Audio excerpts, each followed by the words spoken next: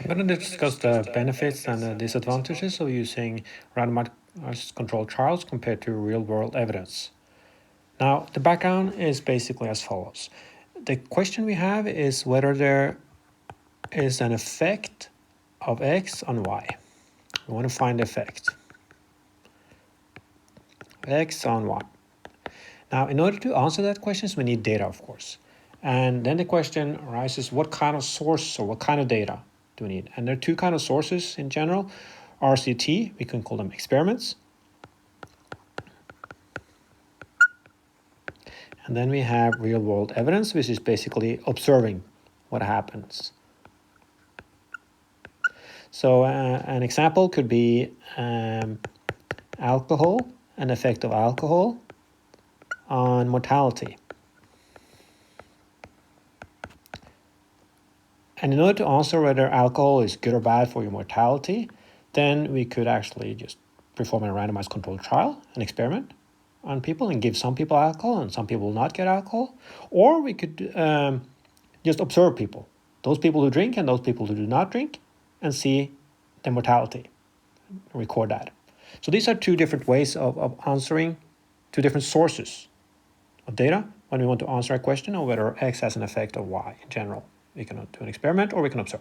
Now, the background is that, for instance, in medicine, a lot of people have said that RCT is like the gold standard. Okay.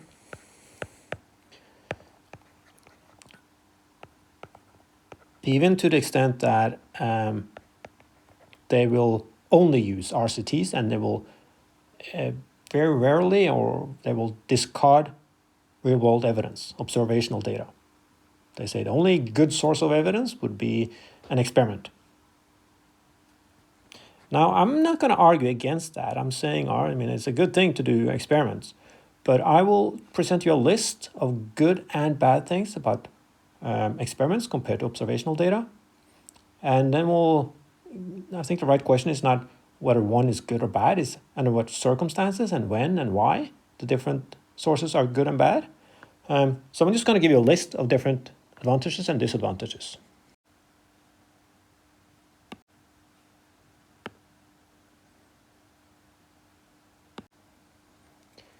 Let me create a new page and we're going to see here. We have an RCT. Let's call it an experiment. Experiment versus observational data. And we have different lists of arguments. And first of all, it's cheap. How expensive something is.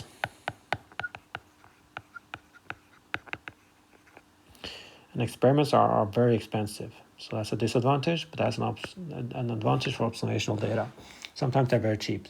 We just get data that already exists. We don't have to do a lot of labor to get it. Sometimes, of course, there are permissions and things like that.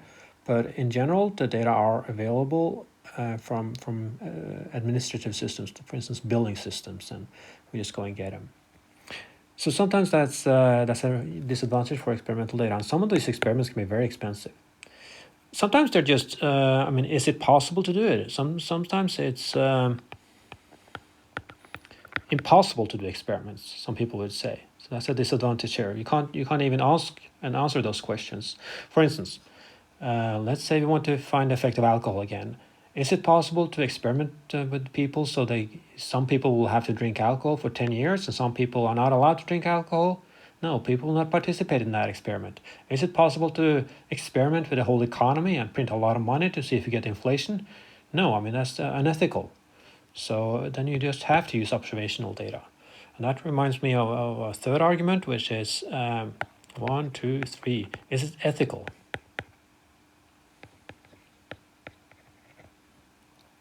Again, sometimes people say it's unethical to perform certain kinds of experiments, so we shouldn't do it.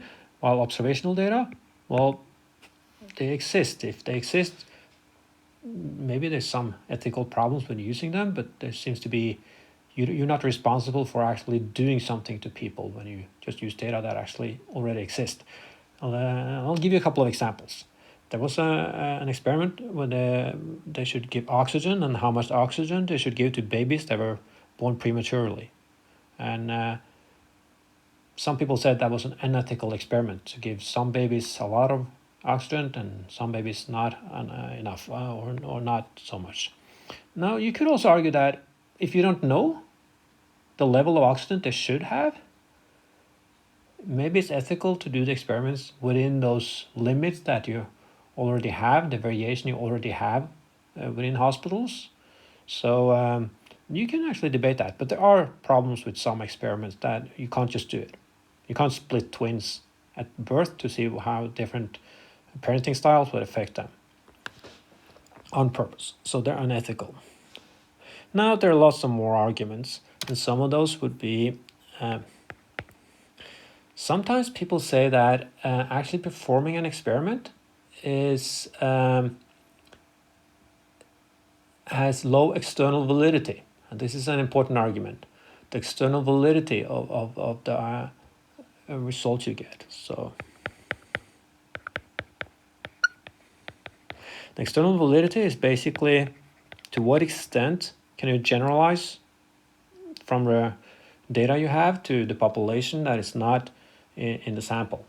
So and some people say that's bad for experiments, but good for observational data. I'll give you an example.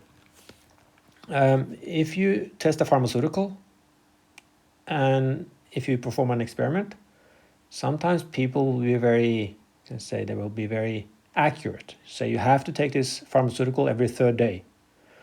And in an experiment, people will follow up and they will do it every third day. And you will find an effect of that pharmaceutical, and it's a good effect, and say, oh, this is good, we're going to use this pharmaceutical now. But then you find that in the real world, when you observe people taking on the average for this pharmaceutical, maybe it's not so good. Why? Well, because in the real world, people will not be that accurate. Maybe some people will take it every fourth day. Maybe some people will forget and things like that. So in the real world, they will probably not be as careful as they are in an experiment when they do something. So maybe the effect will be smaller then. So in that sense, the external validity of an experiment, you may have a problem there because you can't generalize from what you had in the experiment to what will happen if you have it in the real world.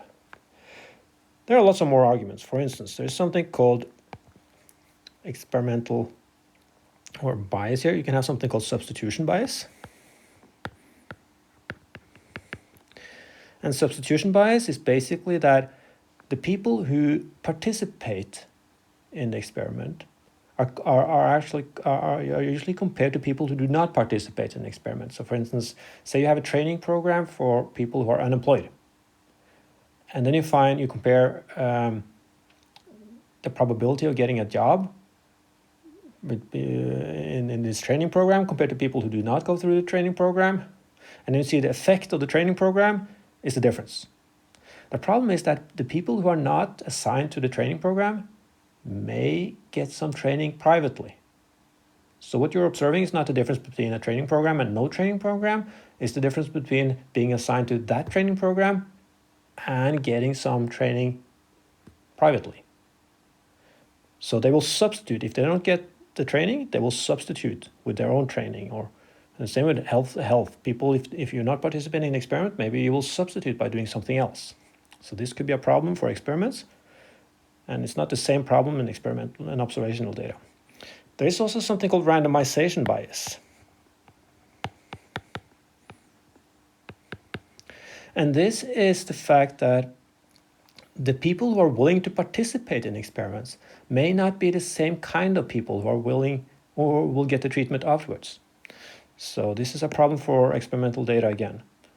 And again, it's a good thing usually for observational data because you have all the relevant people.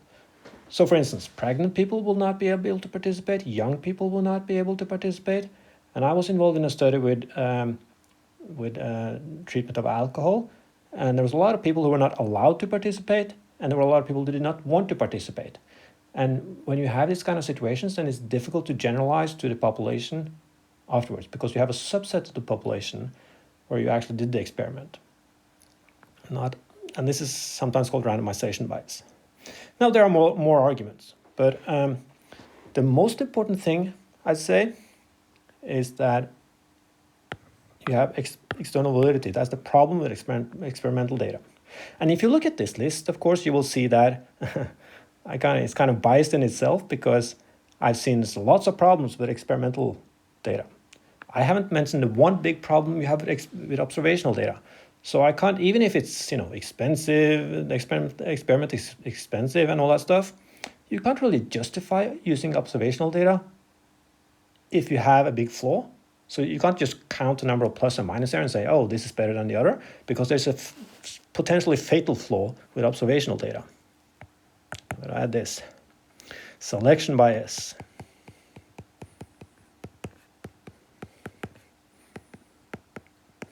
This is the good thing about experiments and the bad thing about observational data. And this is a big factor. Now, observational data, so this is important. And by selection bias, I mean the fact that you're not really comparing like to like with observational data. For instance, the effect of alcohol on mortality. And let's say you find that alcohol is good. Because when you look at people who drink alcohol and look at people who do not drink alcohol, then it turns out that the people who do not drink alcohol, they die less within a 5-year period. So sorry, the people who drink alcohol, they die less within that time period. So it seems like, oh, it's good to drink alcohol because they have a lower mortality. But obviously this is caused not by alcohol itself, although it could be. I shouldn't say obviously. It's caused by the fact that in the group of the people who drink alcohol and in the group of people who do not drink alcohol, they will be different. So people, for instance, who have old people will be in the group who do not drink alcohol, and there will be sick people in a group who do not drink alcohol. And of course, they will die more often, or they will have a higher mortality, not because they do not drink, but because they're old and because they're sick. So we have to, before we can actually make any conclusions based on observational data, we have to somehow deal with the selection bias problem. Otherwise, we'll just make false conclusions. We can see there's a correlation here, but there's no causation. There's some factor, there's some omitted variable. There's something behind both those things. For instance, alcohol and mortality. Well, there's age and there's sickness and lots of other things. So we can't just say that the difference between the groups is caused by alcohol, because it's caused by lots of other things. So somehow we have to make sure that this does not influence our conclusions from when we have observational data. And this is a big problem. If you don't have any methods for doing this, then we can't use observational data, even if it's cheap and ethical and have external validity. Well, if there's a big bias, then that doesn't matter if it's cheap. I mean, you can get wrong answers cheaply. So what? And this is the good thing about experiments, of course, because by doing an experiment, if you randomize people into different groups, then at least on average, the groups should have the same age and the same background factors and everything. So that's why you don't have selection bias in experiments, on average at least, because you randomize people and they will not be, the groups will be comparable. They will not be different in terms of some background factor that could affect the result. So the very good thing about experiments is that you do not have selection bias, okay? And that's the very bad thing about observational data. But the bad thing about experiments, I'd say, the main bad thing maybe, is that you have low external validity sometimes, at least. In observational data, that's better. So this leaves us with a problem. And of course, it's kind of a false problem, because you don't have to choose, oh, I have to do experimental data or I have to use observation. You can use both, of course, if you have unlimited time and resources. So it's kind of a false dichotomy to say you have to choose between one of them.